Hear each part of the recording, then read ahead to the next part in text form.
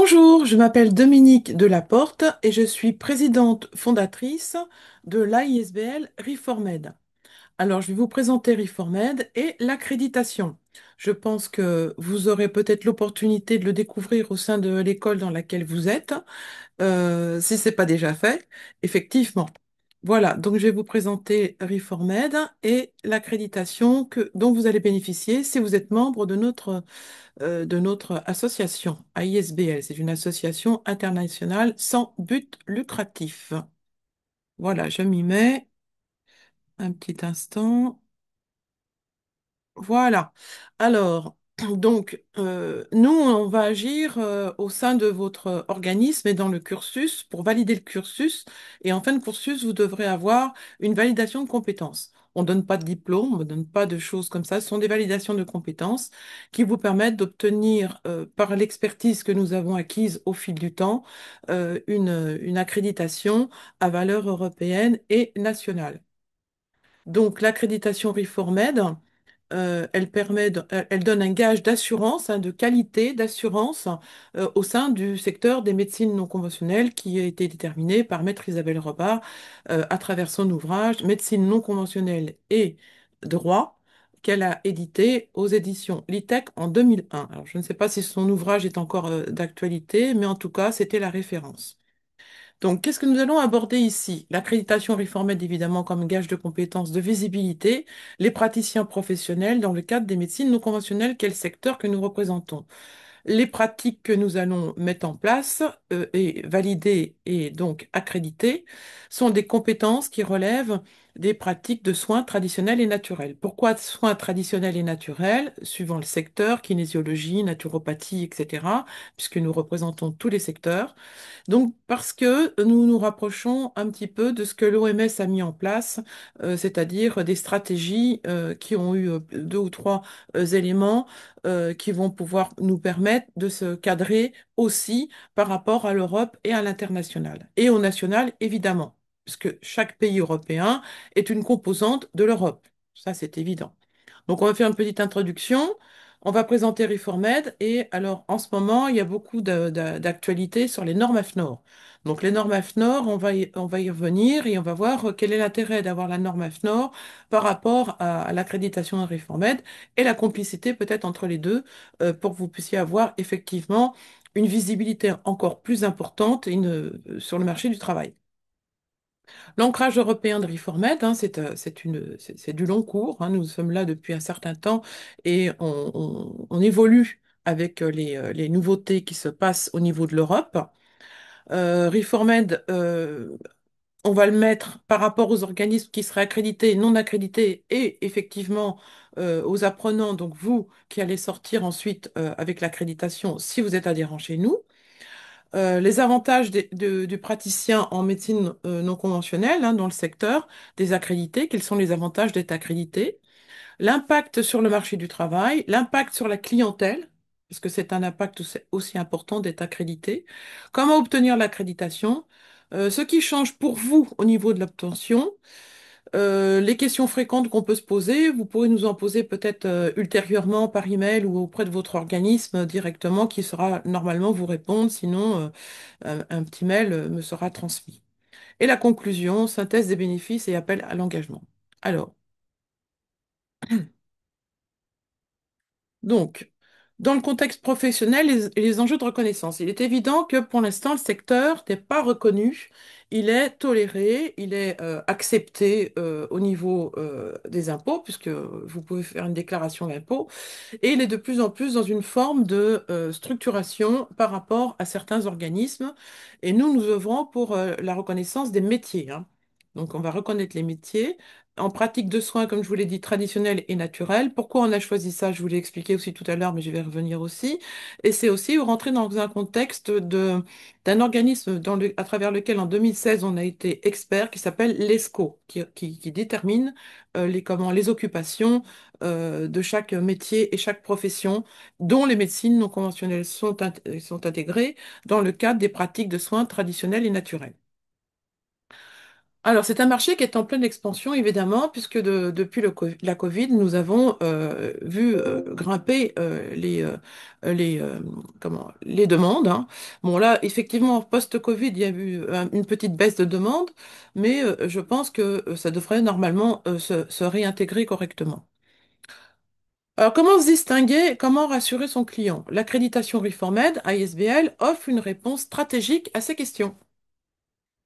Voilà, comment se distinguer? Parce il est évident que dans le secteur, plus on grandit, plus on va vers les normes et plus on va vers des choses encadrées, plus il y a de praticiens qui vont arriver sur le marché du travail. Alors, comment se distinguer par rapport à tout ça? Eh bien, l'accréditation est une réponse, c'est pas la réponse exclusive, mais c'est une réponse pour vous distinguer sur le marché du travail. Alors, qu'est-ce que Reformed?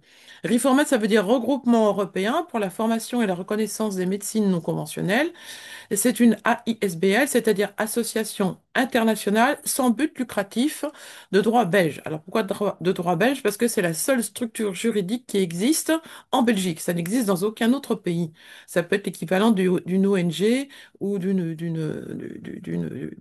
société civile, ou voilà, un petit peu, c'est dans cet ordre d'esprit-là, mais dans un contexte bien particulier. Nous avons donc créé plusieurs associations post-AISBL de droit français. En 2000, une association qui s'appelait Asiris, Alternative Santé Iris, c'est parce que je l'avais créée avec un médecin et donc je commençais à regarder les iris et mettre en place la naturopathie. Et ensuite, j'ai créé Asiris Organisation en 2003 où j'ai commencé à faire des organisations de congrès. Alors, nous avons été promulgués par l'arrêté royal, parce qu'en Belgique, il y a un roi, évidemment, du 18 juin 2007, et la parution moniteur belge, pardon, a été le 27 juin 2007. Donc, vous voyez, on a quand même une certaine expertise, sachant qu'en amont, il y a eu tout un travail qui a été fait depuis 1995, rencontre des députés, rencontre au Parlement, qu'il y a beaucoup de choses qui ont été mises en place. Les statuts ont été élaborés par une avocate de droit international de la santé, qui travaille avec la Commission européenne, quoi, qui travaille dans le contexte de l'Europe, et de l'international, évidemment. Et donc, nos statuts sont quand même assez bien structurés et évidemment, ils évoluent et puis les personnes à l'intérieur changent, mais ça, c'est l'apanage de de toutes les associations. Ça bouge, c'est vraiment, quand on bouge, on est vivant. Voilà, le mouvement, et ça, en kinésiologie, on doit le comprendre. Elle œuvre pour la reconnaissance des pratiques en soins traditionnels et naturels. Donc, nous, on a mis le titre de praticien en soins traditionnels et naturels, justement, je vous ai dit, pour se rapprocher de l'OMS du secteur des médecines non conventionnelles à travers l'Europe à visée internationale. Oui, effectivement, nous avons 7 pays européens qui sont représentés dans 7 pays européens et 2 pays extra-européens, le Japon et l'Algérie. Pour l'instant, peut-être la Suisse va arriver. On avait déjà la Suisse, mais elle est partie.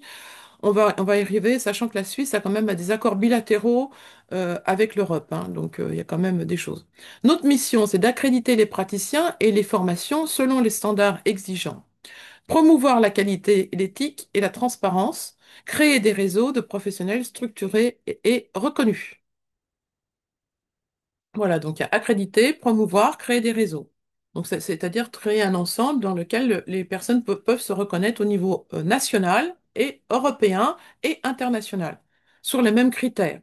Des critères qui sont un tronc commun de compétences qu'on a mis en place, qui correspondront aux standards que nous intégrons dans les programmes de formation. Le propos n'est pas là pour le moment, le propos est de savoir ce que va vous apporter l'accréditation. Alors la norme AFNOR, évidemment, la norme AFNOR, elle est officielle. Elle est nationale. Quel est l'apport de Reformed par rapport à ça, à son accréditation, et les référentiels européens que nous suivons.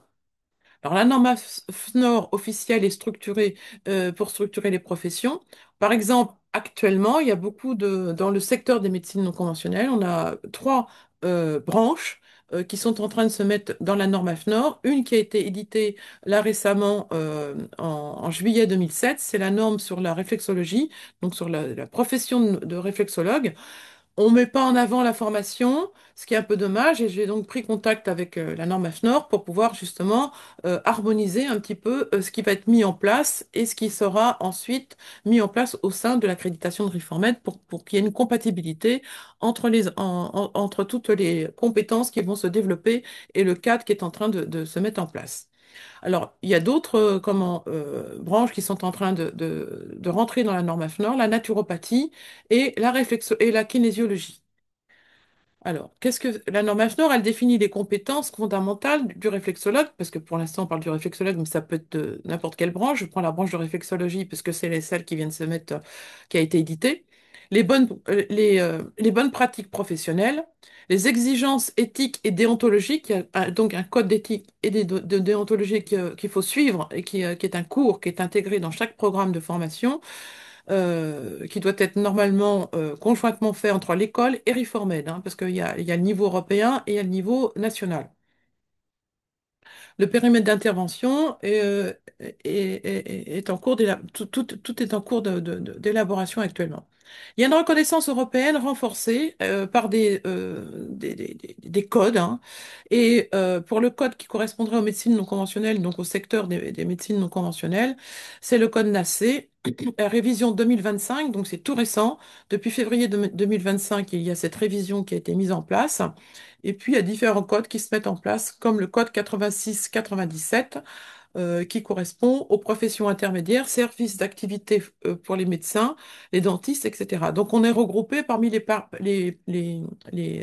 paramédicaux. C'est la norme, le code 86-90F d'activité de santé humaine non classée ailleurs, c'est-à-dire que ça dépend pas de la médecine à proprement dite, c'est vraiment un code qui est spécifique pour le secteur. Et il y a un autre code qui s'appelle 9604, voilà, entretien corporel, massage, bien-être, relaxation. Donc tous ces codes-là vont rentrer en activité pour cadrer la profession et l'accréditation qu'on va donner, parce que l'accréditation sera basée sur ces codes. Alors, évidemment, il faut choisir en fonction du positionnement professionnel que l'on a, on va avoir un code qui sera plus ou moins adapté en fonction de la demande, hein. Pour la réflexologie, c'est 86-90F. Pour pour le code NACE, hein. Voilà. Après, si c'est esthétique, approche, et un autre code. L'ESCO, alors je vous en ai parlé tout à l'heure, on a été expert de l'ESCO en 2016. Ça permet de pouvoir décrire les professions, les occupations et d'avoir une définition un petit peu plus précise. Il faudra quand même améliorer encore un peu, mais ça permet d'avoir quand même déjà une bonne description. On est classé, donc nous, en tant que secteur de médecine non conventionnelle, de pratique de soins traditionnels et naturels, avec l'ISCO, c'est un code ISCO qui est spécifique, un petit peu comme la norme AFNOR, mais au niveau européen. Donc c'est le code 08. Et puis pour les médecines, pour les pratiques de soins traditionnels, c'est le code 3230. Donc vous voyez qu'on est encadré, qu'il y a des choses qui se mettent en place, qu'il faut bien les définir, qu'elles ne sont pas encore tout à fait bien définies, mais qu'elles vont se mettre en place. Donc pour la réflexologie, on a un code spécifique aussi qui rentre dans ce contexte ici pour pouvoir arriver à obtenir une reconnaissance sur le marché du travail. Alors pourquoi cette reconnaissance sur le marché du travail, plus spécifiquement avec ce code ESCO? Parce que le Pôle emploi en France demande le code ESCO pour les professions qui sont dans le cadre d'une reconnaissance ou d'une mouvance de reconnaissance. Et là, du coup, on rentre dans le cadre du Pôle emploi. Et pour ceux qui voudraient obtenir des fonds, par exemple, ils pourront obtenir des fonds pour s'installer ou pour pouvoir suivre une formation un peu plus facilement que ceux qui n'ont pas ces codes. Ces codes qui rentrent dans l'accréditation qu'on va donner, hein. Alors, ce que ça signifie pour Formed, pour la réflexologie, comme elle est reconnue, on va parler plus d'eux au niveau de la profession. Ça permet un alignement des standards avec les standards européens, le code ISCO et les codes tels qu'on les a définis. Voilà. Et chaque branche doit s'intégrer dans l'ESCO. Cela renforce donc la légitimité et l'accréditation de Reformed, AISBL, au niveau européen, avec les European Qualification Framework, c'est-à-dire le cadre européen des certifications, à réimplantation nationale NQF, selon les textes de loi nationaux en vigueur. En France, ce texte de loi est sorti en 2022 et applicable chez Pôle emploi en 2023. Donc c'est tout récent. Alors, le référentiel de Reformed se base sur l'accréditation Reformed, repose sur un référentiel structuré aligné avec la norme AFNOR, c'est-à-dire j'ai pris contact avec la norme AFNOR pour qu'on puisse aligner la formation avec la norme, hein, parce que la norme sera surtout pour la profession et comment exercer sa profession sur le marché du travail. Donc, tout sera aligné de façon adéquate, hein. Voilà. Les standards européens NAC et ESCO, la recommandation du cadre européen des certifications. Donc, on se base sur cet ensemble. Ce référentiel est organisé en blocs de compétences ou learning activity, c'est-à-dire qu'on va avoir anatomie, physiologie, etc., qui correspondront à des blocs de compétences qu'on pourra identifier dans le cadre de la France Compétences. Et ensuite, on a ce qu'on appelle les learning outcomes, c'est-à-dire l'acquisition sur le marché du travail que vous allez obtenir par des modules ou des unités d'apprentissage qui sont appelées unités d'apprentissage, d'acquisition et de compétences communes. Donc communes parce que ça correspond trop comme un reformen qui correspond aux standards qu'on met en place dans le cadre de la formation et dont le programme de formation est le reflet. On appelle ça les learning outcomes, c'est-à-dire l'apprentissage que vous pouvez faire en fonction des unités que vous avez acquises avec validation des unités. Cette validation va vous permettre sur le marché du travail d'avoir, avec le code de déontologie et d'éthique, d'avoir une visibilité et une compétence qui peut s'identifier grâce à l'accréditation. Chaque unité est structurée par un descripteur du cadre européen cadre européen des certifications. Voilà. Et ça peut être aussi le cadre national des certifications, hein. C'est réimplanté au niveau national en fonction des textes de loi, comme je vous l'ai dit tout à l'heure. Il y a savoir théorique et factuel, les aptitudes cognitives et pratiques, et l'autonomie de la responsabilité, ce que vous pouvez faire sur le marché du travail au niveau du contexte professionnel. Une application encadrée par le code de déontologie et d'éthique, comme je l'ai dit tout à l'heure. Ces unités de compétences sont pas seulement pédagogiques, elles s'appliquent sur le marché du travail selon le code de déontologie et d'éthique de Reformed AISBL qui garantit le respect de la limite professionnelle, l'intégrité de la relation avec le client, la responsabilité individuelle et collective, la conformité aux principes d'éthique européens. En résumé, le réflexologue ou la personne accréditée par IFORMED, je dis que je parle du réflexologue plus maintenant, puisque c'était le propos de la norme qui vient de sortir, accrédité par IFORMED, bénéficie d'une reconnaissance claire, cohérente et transnationale. Il exerce dans un cadre structuré, sécurisé, éthique et parfaitement cohérent et en parfaite cohérence avec les standards européens. Donc, vous avez une protection au niveau des juridiques indirectement par rapport au fait que vous suiviez et que vous êtes conforme, que comme Reformed suit les recommandations européennes en vigueur, donc en fonction des évolutions, donc vous bénéficiez de cette expertise et vous bénéficiez de cette aura dans votre profession.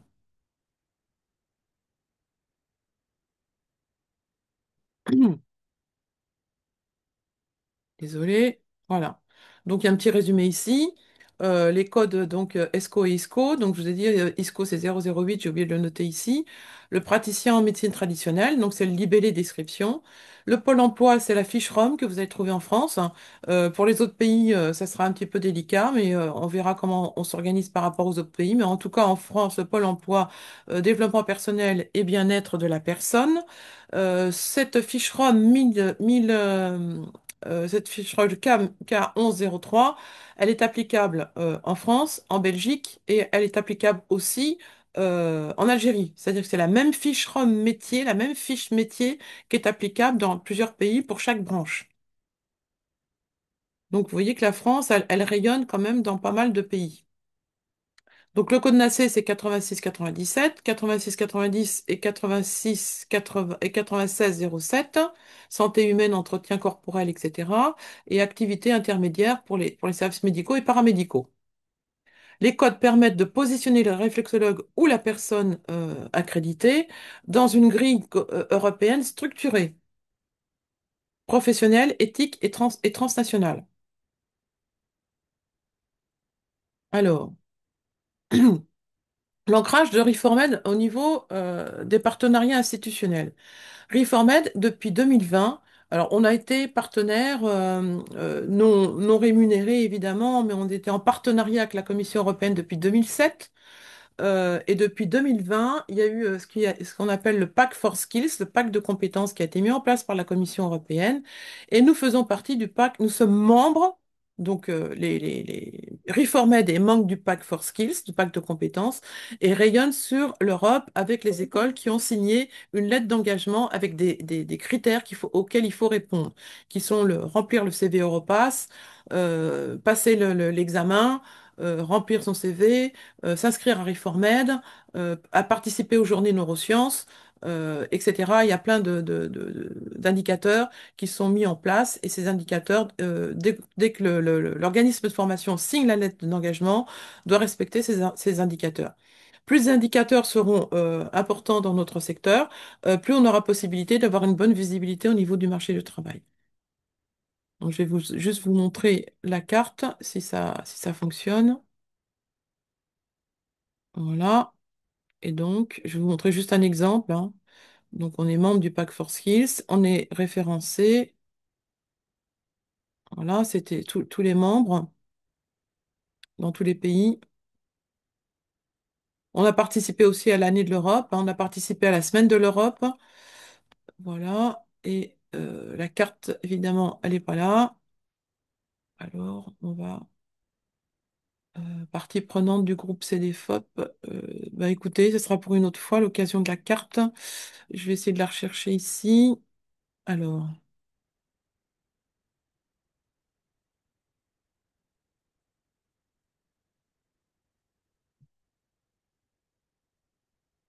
ok.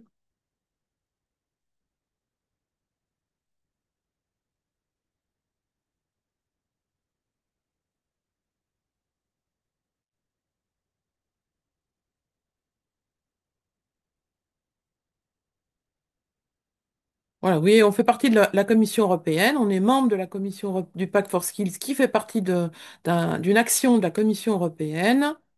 Et là, ça y est, voilà, la carte, elle est là. Et donc, si on prend un des 7 pays dans lesquels on est, la France par exemple, on regarde Reformed en France et on retrouve Reformed en France. On le retrouve dans les pays dans lesquels donc, vous pourrez regarder tranquillement. Je vais remettre le lien directement là-dedans, dans le PowerPoint, pardon, vous aurez le PDF du PowerPoint, hein. Donc, vous pourrez aller voir. Mince, j'ai été trop loin. Voilà, ça arrive. Voilà, on est là. Vous voyez, on est référencé ici pour la France. Et par exemple, on va faire le Luxembourg, dans lequel on est aussi, l'Espagne, euh, la Belgique, évidemment. Voilà. Attends, ici, bon, on va pas s'apesantir là-dessus, mais c'est important de bien comprendre l'impact qu'on a dans les pays dans lesquels on œuvre, hein. Voilà. Je vais remettre ici directement le lien. Donc, je reprends le lien. Et je le mets là, comme ça vous aurez l'opportunité de regarder. On a 7 pays européens à travers lesquels on œuvre, hein. Donc l'harmonisation du secteur. Donc je retourne ici. La FNOR c'est fini. Les UC. Voilà.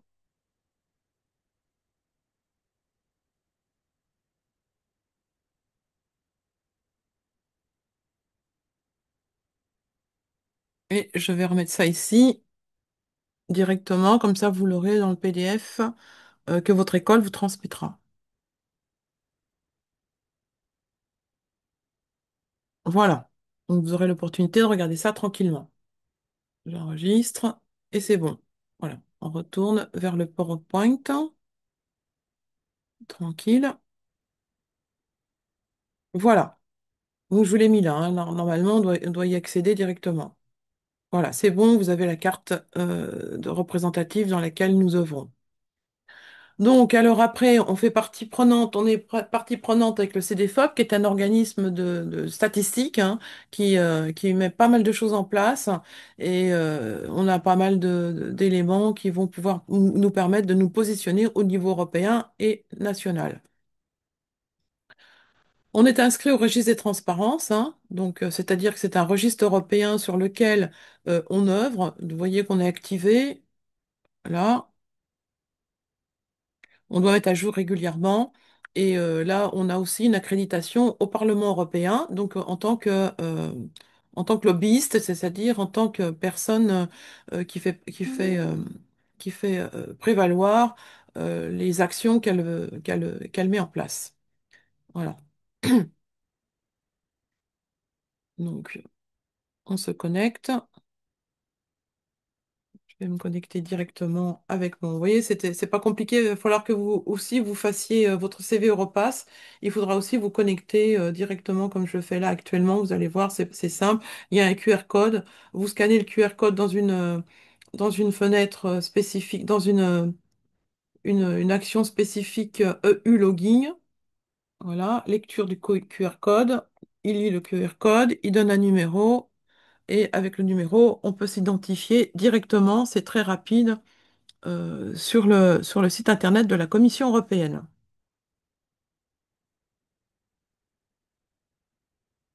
Et c'est très sécurisé, il n'y a pas de souci, et vous n'êtes pas fiché ou quoi que ce soit. Chaque fois, ça s'efface et ça redevient normal. Voilà. Donc, continuez. Je me redirige vers le Parlement européen ici, les personnes accréditées. Voilà. Et il y a l'activation qui est ici et il y a tous les éléments qui sont là donc pour pouvoir voir qu'on est bien accrédité au niveau du Parlement européen, ce qui est un plus par rapport à l'accréditation que nous, on va vous donner, hein. Donc être accrédité Reformed, c'est quoi? C'est s'engager, renforcer sa légitimité et son influence sur la structure et les métiers de la santé complémentaire ou de la santé oui, complémentaire, on peut dire ça, parce que la santé, santé non conventionnelle, médecine non conventionnelle, c'est une santé complémentaire comme en Suisse, par exemple, hein, ils appellent ça santé complémentaire. Alors voilà, on a un bon ancrage européen avec la carte que je vous ai montrée. Vous voyez qu'on est ancré au niveau européen, pas qu'en France et dans tous les pays, on est bien ancré. Alors, Reformed, si on fait une comparaison, j'ai demandé une comparaison entre les organismes accrédités et non accrédités. Les critères de reconnaissance. Alors, l'organisme non accrédité, c'est une reconnaissance locale. L'accréditation donne une reconnaissance européenne, internationale et nationale. Locale, nationale, européenne et internationale, puisque chaque pays, comme je vous l'ai dit tout à l'heure, compose l'Europe. Alignement AFNOR, organisme non accrédité incertain, compatible. Donc on peut faire une compatibilité entre ceux qui sont déjà AFNOR et ceux qui n'y sont pas. Pour l'instant, il n'y a que la réflexologie. Visibilité, elle est faible. Il y aura une visibilité évidemment renforcée avec l'accréditation sur le marché du travail. Soutien institutionnel, on a les soutiens européens. L'accréditation Reformed vous positionne dans un cadre structuré, reconnu et soutenu.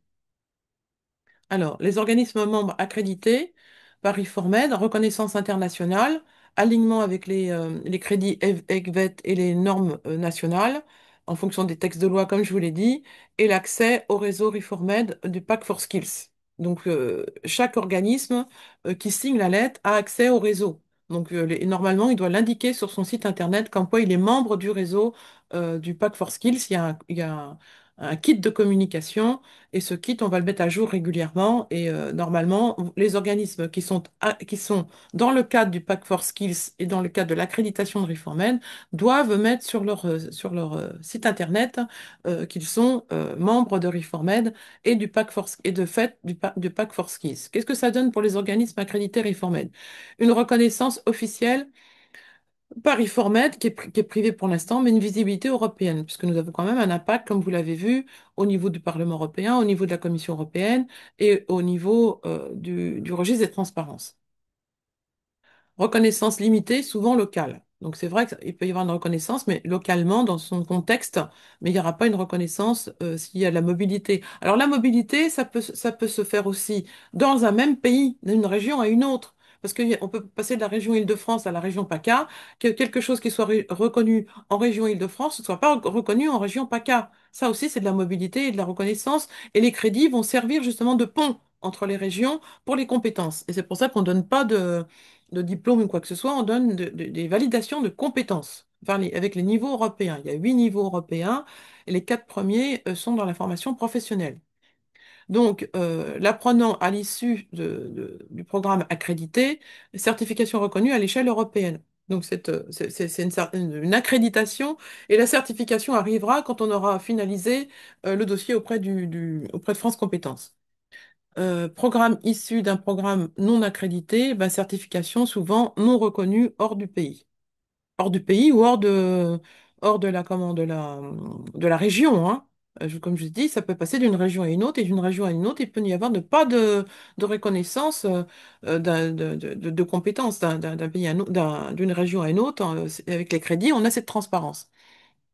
Alignement, les programmes conformes aux standards européens et nationaux, donc c'est Reformed qui met ces standards en place, le risque de non-conformité et d'incompatibilité, donc il peut y avoir un plus de risque à ce niveau-là, compétences transversales et validées, donc il y a beaucoup de transversance de connaissances par les crédits, l'accréditation, difficulté de reconnaissance des équivalences et des compétences sur le marché du travail.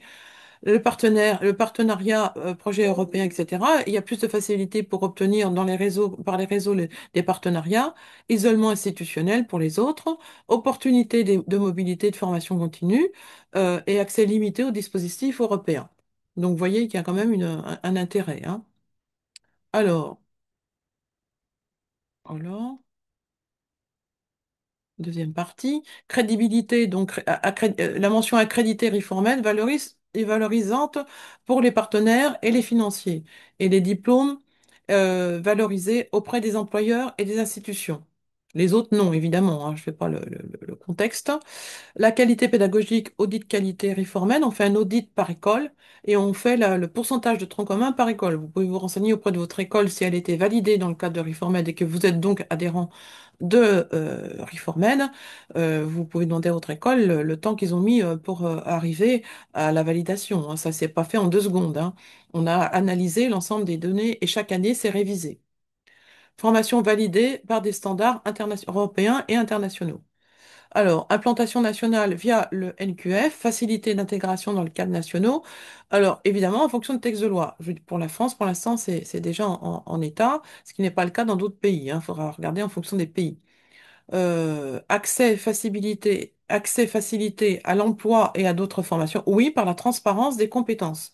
L'accréditation va donner une transparence des compétences et un niveau de compétences que les autres n'auront pas, avec un titre qui sera bien spécifique à chaque compétence. C'est pas un titre générique naturopathe, hein, ou kinésiologue ou réflexologue. Ce sera base en réflexologie ou en kinésiologie ou en naturopathie. Ensuite, on aura l'éducateur en santé traditionnelle et naturelle.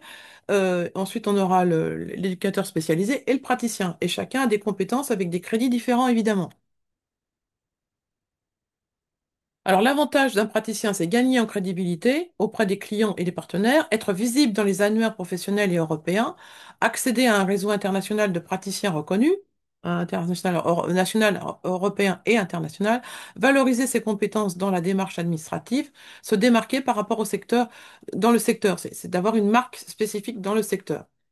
Euh, en structuration. Alors, j'ai oublié une petite chose qui n'est pas encore mise en place, mais qui va bientôt se mettre en place, c'est qu'il y a un badge qui va être, en plus des validations de compétences que vous allez recevoir par l'école, l'accréditation Paris Med, il y aura un badge européen qui sera aussi, qui s'appelle le Digital Credential, c'est un justificatif numérique que vous pourrez mettre dans votre CV Europass. C'est pour ça qu'il est important d'avoir le CV Europass. Alors, l'impact sur le marché du travail, être accrédité Reformed, quel impact sur le marché du travail? Respecter le code de déontologie et d'éthique, ça c'est hyper important. Avoir une accréditation reconnue au niveau national, c'est-à-dire un NQF, de EQF, European Qualification Framework, passer en NQF. Les textes de loi en France pour l'instant sont en vigueur. Entrer dans une nouvelle ère de compétences, et non plus de diplôme, mais de compétences, augmenter sa crédibilité par ses compétences acquises au sein des organismes de formation reconnus dans Reformed. Évidemment, la liste est non exhaustive. Alors, le client sont de plus en plus attentifs à la qualité et au respect des prestations grâce à l'accréditation Reformed. Vous pourrez avoir au niveau des compétences sont clairement, les niveaux de compétences sont clairement identifiés. Niveau 1, niveau 2, niveau 3, niveau 4. Donc les clients savent exactement avec votre accréditation à quel niveau de compétence ils s'adressent. La transparence est assurée et la confiance est donc renforcée. L'impact donc sur la clientèle, processus suivre. Alors comment? Non, c'est pas ça. Hop, l'impact sur la clientèle, un instant. Ah oui, c'est l'impact sur la clientèle, c'est ce que je viens de vous mettre là, hein. Voilà, là. Alors, comment obtenir l'accréditation? Alors, le processus est simple et structuré. Suivre une formation conforme aux standards de Reformed, c'est-à-dire un programme de formation validé par Reformed, hein. Donc, l'école elle doit indiquer quel est son programme de formation validé par Reformed et que pour pouvoir bénéficier de tout ce dont je viens de vous indiquer, il faut être adhérent à Reformed. Faire partie du registre des apprenants, donc adhérent à Reformed, apprenant adhérent, réussir les évaluations, soumettre un dossier à Reformen ensuite, c'est-à-dire qu'une fois que tout ça, ça a été fait, l'organisme de formation soumet un dossier à Reformed avec la réussite, avec la signature de la charte de déontologie, il y a plusieurs éléments qu'il va falloir mettre en place. Recevoir une validation officielle de réussite de l'organisme de formation, donc ça c'est important. Et ensuite, dans son CV Europass, ouvrir un portfolio. Il va falloir donc ouvrir un portfolio avec le CV Europass dans lequel vous allez pouvoir mettre toutes vos compétences.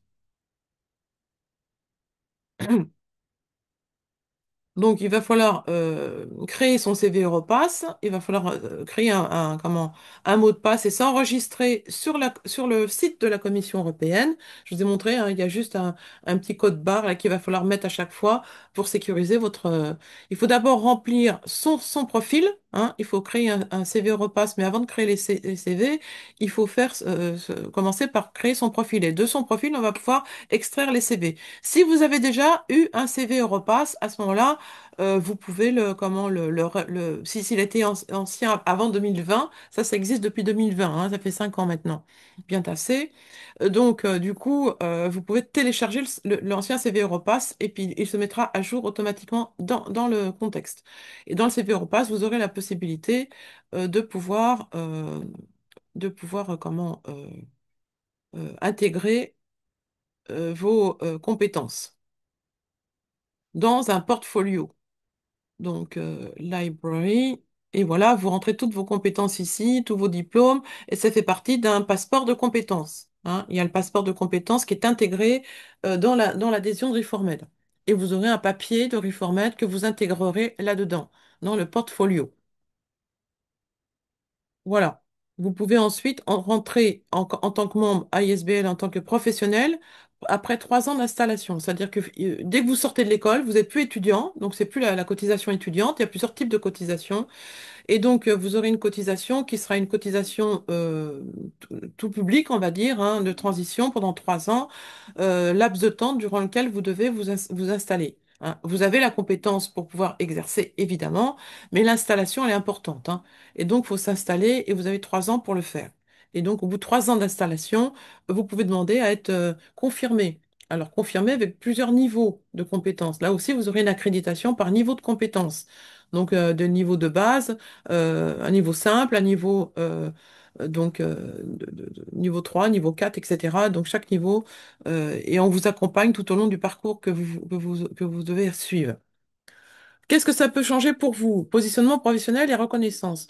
Vous ne serez plus un praticien parmi tant d'autres, vous serez reconnu comme praticien professionnel, aligné avec la norme AFNOR, le code NACE et l'ESCO, accrédité par l'organisation européenne à visée nationale, européenne et internationale, soutenu par les institutions européennes, vous gagnez en visibilité, en légitimité et en sérénité. Et évidemment, vous avez le droit de communiquer votre accréditation dans votre cabinet, hein. Ça, c'est sûr. Et sur l'accréditation, il sera marqué tous les numéros, hein, dont votre numéro Reformed d'accréditation.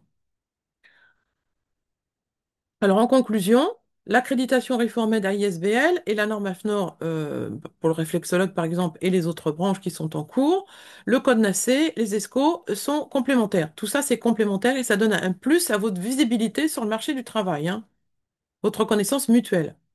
Être accrédité, c'est choisir d'exercer avec sérieux, reconnaissance et ambition. affirmer votre professionnalisme, gagner en visibilité, valoriser vos compétences. L'ensemble des labellisés, que ce soit les écoles ou vous-même, si vous voulez être labellisé vous ensuite, parce qu'il y a possibilité d'être labellisé avec une cotisation différente évidemment, voilà le logo de labellisation qui sert pour l'école, pour le programme de formation ou pour la personne qui voudra en faire la demande. Voilà, j'espère que j'ai été claire. Je vous remercie de votre attention et je vous souhaite une belle journée.